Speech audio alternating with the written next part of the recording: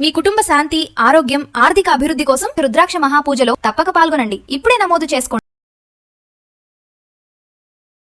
నమస్తే మధు గారు. నమస్తే అండి. ఈ మధ్య కాలంలో మధు ప్రతి ఒక్కరికి అవేర్నెస్ బాగా పెరిగింది. అంటే నేను హెల్దీగా ఉండాలి, నేను హెల్దీగా ఉండాలంటే ఏం తినాలి, ఎలా అనేది బాగా ఉంది. కాకపోతే దాన్ని ఎలా ఏ టైంలో పడితే ఆ టైంలో ఈ మంచి ఫుడ్ అని తినేస్తూ ఉంటారు. అంటే ఏంటి, ఇది హెల్త్కు మంచిది కాబట్టి ఇది తినాలి. ఆ తినేది కూడా ఒక టైం ఉంటుంది కదా. నీ ఇష్టం వచ్చిన టైంలో ఆ హెల్దీ ఫుడ్ తింటే పాయిజన్ అవుతుంది.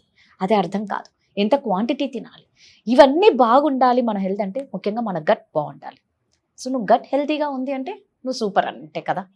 సో ఈ గట్ హెల్త్ గురించి ఒక్కసారి. ఎస్ అండి, చాలా మంది కూడా ఈ మధ్య కాలంలో హెల్త్ బాగుండాలని చెప్పి యూట్యూబ్లో, ఇన్స్టాగ్రామ్లో ఏ జ్యూస్ చెప్తే ఆ జ్యూస్ తాగేయడమే. మొన్న ఒకరు పచ్చడి ఏదో వీడియో లేదా ఏం పచ్చడో ఏమిటో చేసుకొని చనిపోయారు కదా ఇంట్లో. అలా ఎప్పుడు ఆలోచించకండి. ఎందుకు కొత్త కొత్తగా ప్రయత్నాలు చేస్తారు? అదే మీకు కదా. అంతగా తినాలనిపిస్తే మీ ఇంట్లో పెద్దవాళ్ళు ఉంటారు, వాళ్ళని అడగండి, వాళ్ళు చెప్తారు. వాళ్ళు ఎందుకు ఇన్ని ఇయర్స్గా ఏ హెల్త్ ప్రాబ్లం లేకుండా హెల్తీగా ఉన్నారుగా, హ్యాపీగా ఉన్నారుగా. షుగర్ లేదు, బీపీ లేదు, వాళ్ళకి థైరాయిడ్ లేదు. మన పెద్దవాళ్ళకి మీరే అవును. ఆలోచించండి. మరి వాళ్ళకి తెలియనివా? ఇప్పుడు వచ్చే వాళ్ళకి అందరికీ తెలిసింది. నిజమే. కొత్తగా ఏదో వాళ్ళకి వ్యూవర్స్ పెరగాలని, సబ్స్క్రిప్షన్ ఎక్కువ రావాలని వాళ్ళు చేస్తున్న వీడియోస్ని మీరు నమ్మి మీ హెల్త్ని, మీ పొట్టని ఎందుకు పాడు చేసుకుంటున్నారు? చాలామంది ఆడవాళ్ళు అంతేనండి. ఏదో కొత్తగా ట్రై చేద్దాం, ఇంట్లో ఖాళీగా ఉన్నాం కదా అని చెప్పి యూట్యూబ్లో చూసి ఏది పడితే అది చేసి దాన్ని పొట్టలో వేసేస్తే మీ పొట్ట ఏమవ్వాలి? రైట్. ఆలోచించండి ఒక్కసారి. అండ్ అదే కాకుండా మనకి ఇక్కడ బయట నుంచి తీసుకుంటున్న ఫుడ్స్ ఉన్నాయండి. చాలా వరకు ఈ కవర్స్లో వస్తున్నాయి కదా, Yes. Packaged fruits, frozen fruits, refined ఆయిల్స్తో యూస్ చేస్తున్నటువంటి ఫుడ్స్ తీసుకుంటున్న వాళ్ళు చాలా ఎక్కువ మంది ఉన్నారు. అవన్నీ ఎందుకు మనకి ఎక్కువ తినాలన్న క్రేవింగ్ వస్తుందంటే ఇక్కడ చాలా సైన్స్ ఉంది. మనం పాతకాలంలో ఏం జరిగిందంటే మన పెద్దవాళ్ళు ఉన్నప్పుడు ఎక్కువగా ఫుడ్ దొరికేది కాదు, ప్రతి పూట చేసుకొని తినేవాళ్ళం కాదు కదా. Okay. So sugar, salt, fat ఈ మూడు ఉన్న ఫుడ్స్నే ఎక్కువగా ప్రిఫర్ చేసేవాళ్ళు. ఎందుకంటే స్టోరేజ్ ఎక్కువ ఉంటుంది, ఎక్కువసేపు ఆకలి వేయదు, ఎక్కువ రోజులు ఎనర్జీ ఉంటుంది ఫ్యాట్స్ తీసుకుంటే. సో ఇది మనకున్నటువంటి ఓల్డెన్ డేస్ నుంచి ఒక క్రైటీరియా. దీన్ని ఇప్పుడున్న ఫుడ్ ఇండస్ట్రియల్ వాళ్ళు బాగా క్యాచ్ చేశారు. సో వాళ్ళు ఏం చేసినా మీరు ఆలోచించండి. చిప్స్ చూడండి, Yes. Salt, sweet, Yes. Fat, ఈ మూడే ఉంటాయి. Yes. సో ఈ మూడు అన్నది ఓల్డెన్ డేస్ నుంచి మన మైండ్లో ఉన్నటువంటి లాజిక్. మన మైండ్ గుర్తుపెట్టుకుంది దీన్ని. సో అలాంటి ఫుడ్స్ని చూసినప్పుడు మన మైండ్లో డోపమైన్ హిట్ అవుతుంది. సో అంటే ఏంటి, అవి బాగుంటాయి అన్న ఫీల్, దాన్ని మనం ప్రతిసారి అట్రాక్ట్ అవుతుంటాం అనమాట. మన మైండ్ కావాలి కావాలి అని చెప్తుంటుంది. అది కాకుండా వాటికి వేస్తున్నటువంటి కలర్, రైట్. Texture Yes. కదా, దాంట్లో ఉన్నటువంటి ఫ్లేమ్ ఎంత బాగా టేస్ట్ ఉంటుందో అసలు. ఆ సాల్ట్, స్వీట్స్, Yes. ఫ్యాట్ వేయడం వల్ల చూస్తుంటేనే తిన- నోట్లో ఆ, నీళ్ళు నోరు వస్తాయి. ఊరిపోతుంది. దీనివల్ల ఏం చేస్తున్నారు, పిల్లలైనా పెద్దవాళ్ళైనా ఈవినింగ్ డ్యూటీ అయిపోతే చాలు, డ్యూటీ అవ్వగానే అలా బయట వెళ్ళాలి. పానీపూరీలు, బోండాలు, బజ్జీలు, బేకరీ ఐటమ్స్ ఇవన్నీ తింటుంటే మీ పొట్ట ఏమవ్వాలి? ప్రతి మనిషి ఆలోచించండి. మీరు రోజంతటిలో ఎన్ని ఫ్రూట్స్ తీసుకుంటున్నారు, ఎన్ని వెజిటేబుల్స్ తీసుకుంటున్నారు? తీసుకోవాల్సింది యాక్చువల్గా ఫ్రూట్స్, వెజిటేబుల్స్. కార్బ్స్ మనము 25% తీసుకుంటే చాలు.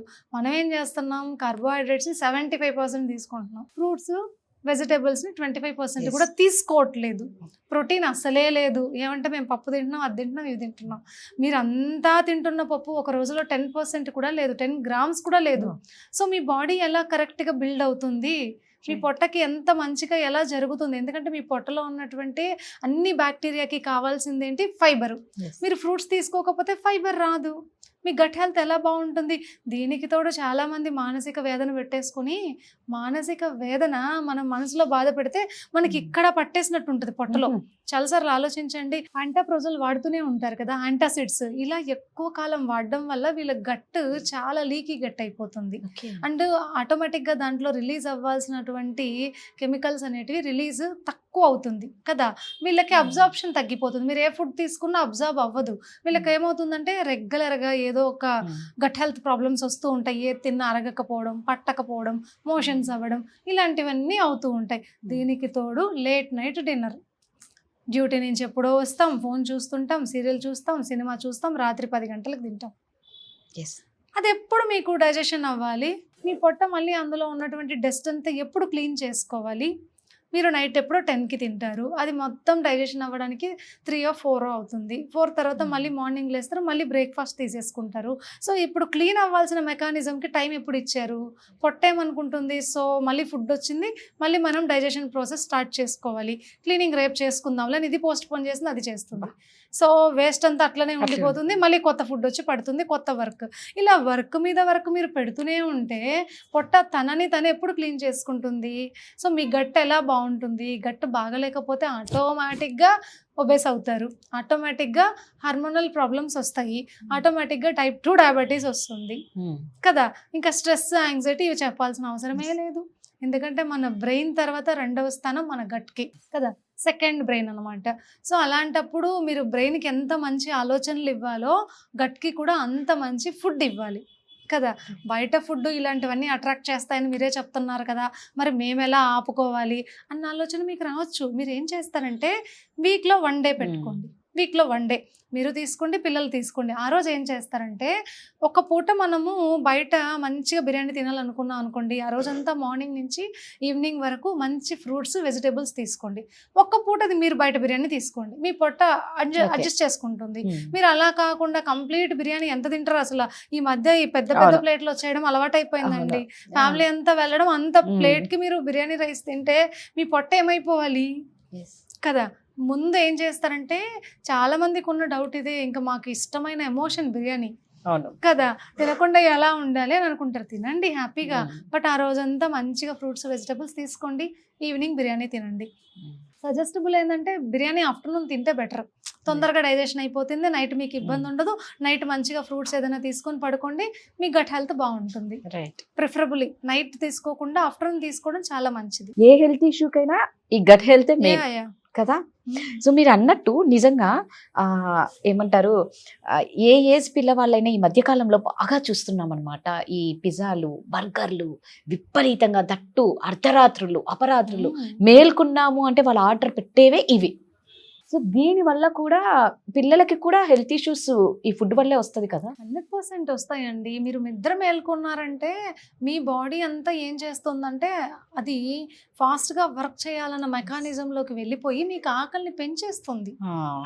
ఓకే. సో ఎప్పుడు కూడా మీ టైంకి నిద్రపోవడం అనేది చాలా ఇంపార్టెంట్. నిద్ర మేలుకుంటే ఆకలేస్తుంది, ఏదో ఒకటి తినాలనిపిస్తుంది.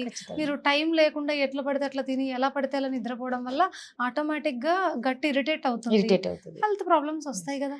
ఏముంది, నా బాడీ బాగుందిలే, నేను ఏ తిన్నా అరిగించుకోగలుగుతా, ఇలాంటి మైండ్ సెట్ చాలా మందికి ఉంటుంది.